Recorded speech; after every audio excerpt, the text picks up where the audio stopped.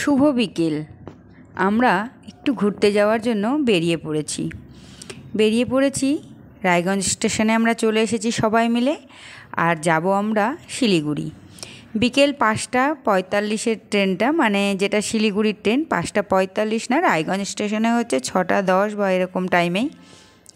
তো ভীষণ ঝড় বৃষ্টি হচ্ছিলো। আমরা তো ভাবছিলাম মনে হয় যেতেই পারবো না। এই এত ঝড় বৃষ্টি হঠাৎ করে কোথা থেকে যে চলে এলো, মেঘ কালো করে একদম মানে সব কিছু ওলট পালট করে দিয়ে চলে গেল। আমাদের তো রেডি হয়েই গেছিলাম, একদম ব্যাগ গোছানো হয়ে গেছিলো, সমস্ত কিছু, খালি বেরোবো।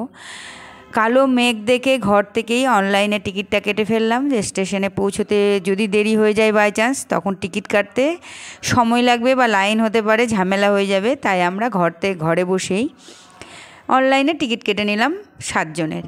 এইবারে আমরা চলে এসেছি স্টেশনে, আর সত্যিই আমাদের ঘুরতে যাওয়া ভাগ্যে আছে। ঝড় বৃষ্টি থেমে গেছে, পরিষ্কার হয়ে গেছে। তো চলে এসেছি স্টেশনে সবাই মিলে। স্টেশনে এসে আমরা দাঁড়িয়ে আছি। দাঁড়িয়ে থাকতে থাকতে হঠাৎ সবার মনে হলো একটু চা খেলে হতো।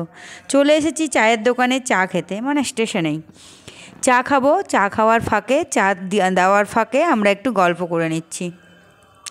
সবাই মিলে বেশ গল্প করছি, আর এই যে লাল চা দেওয়া হয়ে গেছে। তবে আমার কর্তামশাইয়ের লাল চা একেবারেই পছন্দ না, সে আর লাল চা খাবে না, বললো আমি আর খাবো না, পরে দেখা যাবে। এইবারে ট্রেনে উঠে পড়েছি, সে তো আর লাল চা খেলো না, আমরা সবাই খেলাম, দিয়ে ট্রেনে উঠে পড়েছি। তবে আমাদের কাছে প্রচুর খাবার দাবার আছে যেগুলো ট্রেনে খাওয়া যাবে, এবং ট্রেন লেট হবে বলে আমরা সবাই জানি যে এই ট্রেনটা অনেক দেরি করে পৌঁছায়। অনেকে বলছে 12টা, কেউ বলছে 12:30, কেউ বলছে কোনো দিন 1টাও বেজে যায়। সেই চিন্তা ভাবনা করে আমরা ট্রেনে রাতের খাবারটাও নিয়ে নিয়েছি সাথে। রুটি নিয়েছি, ভাত নিয়েছি, যে ভাত খাবে ভাত, রুটি খাবে রুটি, পনির ভাপা নেওয়া হয়েছে, রাজমার ঘুগনি নেওয়া হয়েছে, আর নেওয়া হয়েছে পনির বাটার মশলা, না পনির, শাহি পনির কোরমা। এই খাবারগুলো নেওয়া হয়েছে। আর শুকনো খাবার তো আছে প্রচুর, যাতে আমরা পাহাড়ে গিয়েও নিজেদের খাবারগুলো খেতে পারি। এইবারে পৌঁছে গেছি শিলিগুড়ি স্টেশনে। সেখানে গিয়ে আমরা অটো ধরছি, অটো ঠিক করছি, অটোর ভাড়া ঠিক করা হচ্ছে, কারণ আমরা হোটেলে যাব বলে। তবে হোটেলটা নাকি বেশি দূর না এখান থেকে, যা দেখা যাচ্ছে। তবে যেহেতু আমরা রাস্তাটা চিনি না, বা রাত্রি হয়ে গেছে, প্রায় 10:30টার মতো বাজে, ওই জন্য আমরা এখন অটো ঠিক করে নিচ্ছি, অটো করে সবাই মিলে চলে যাব। আর তার সাথে সাথে প্রচুর লাগেজ আছে, প্রায় 12খানা লাগেজ আছে। এত লাগেজ নিয়ে তো আর হেঁটে হেঁটে যাওয়া যাবে না, ওই জন্য এখন কথা বলছে যে অটো কত ভাড়া নেবে। তবে অটোওয়ালা একটু বেশি ভাড়া নিয়ে নিয়েছে আমাদের কাছ থেকে, অত ভাড়া নেওয়া উচিত ছিল না ওনার। ভীষণই কাছে, আমরা প্রথমে বুঝতে পারিনি, নামার পর মনে হলো এতটুকু রাস্তা হেঁটেই আসা যেত, কিন্তু শুধুমাত্র লাগেজের জন্যই অটোটা করা হয়েছিল। কিন্তু সেই হিসাবে ভাড়াটা আমাদের কাছ থেকে একটু বেশি নিয়েছে। কি আর করা যাবে, রাত্রেবেলা চিনি না, তার মধ্যে মানুষ বিপদে পড়লে অনেক কিছুই খেসারত দিতে হয়। এখন কি আর করা যাবে, তাই না?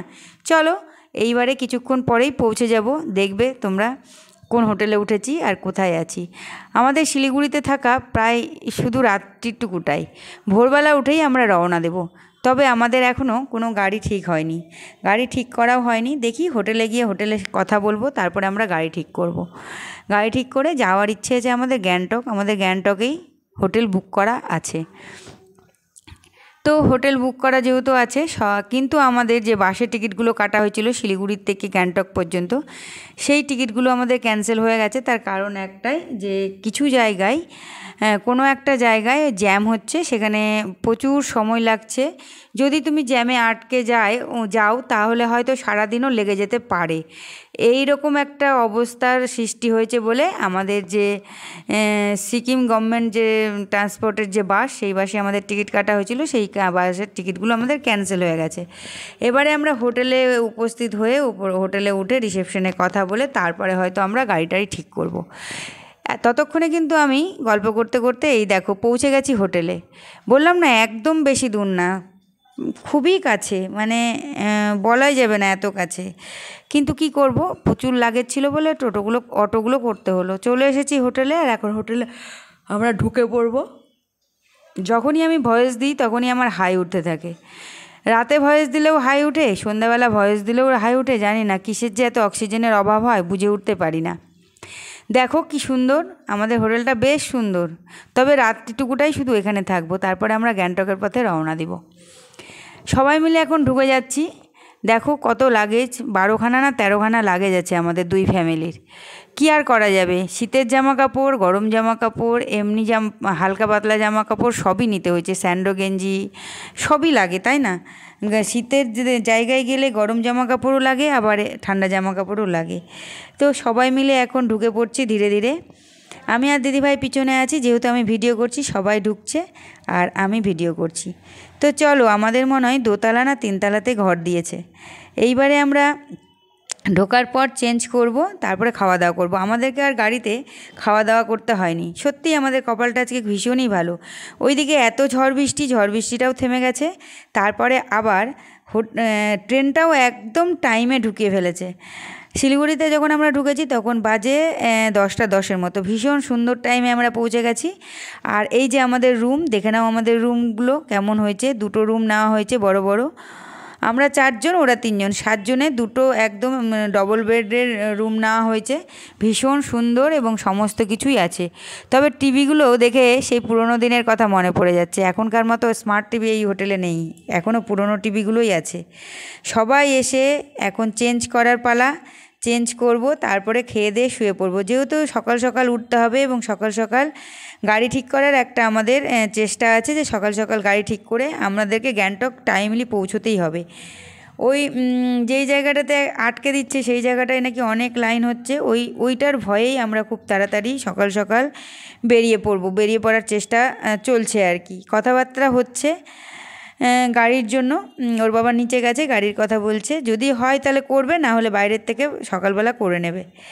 তো এখন আমরা সবাই মিলে বেশ গল্প করছি, মজা করছি। ট্রেনে কি হলো, কি হবে, কোথায় যাব, কি ব্যাপার, কি বৃত্তান্ত। সবার মনের যে স্বপ্নগুলো আছে ঘুরতে যাওয়ার, সেইগুলো সবাই এক এক করে প্রকাশ করছে। আর বড়রা চেঞ্জ করার জন্য ব্যস্ত। বাচ্চাদের তো আনন্দ আলাদাই, তাই না? তবে আর ট্রেনে আমাদেরকে খাবারটা খেতে হয়নি, আমরা ঘরে বসেই খাবো। একটা ঘরে দিদিভাইরা থাকবে, একটা ঘরে আমরা থাকবো। ডবল বেড আছে তো, 2জন করে 4জন আমাদের হয়ে যাবে। এই ঘরটাতে আমরা থাকবো। ওই পাশের ঘরটা যেটাতে আগে গল্প করছিলাম সেটা হচ্ছে দিদিভাইরা থাকবে। এই তো দুটো ফ্যামিলি সুন্দরভাবে, আমাদের খুব সুন্দরভাবে থাকা হবে, কেননা বিশাল বড় বড় বিছানা। এই বিছানাগুলোতে 3জন করে 6জনও হয়ে যাবে, এত বড় বড় খাট আছে। বাথরুমে মানে সাথেই বাথরুম, কিন্তু জলটা খুব একটা ভালো না। জলটা একটু ঘোলা ঘোলা, হলুদ হলুদ মনে হয়, জলটাতে আয়রন আছে। জলটা বাদে সবই ভালো আছে।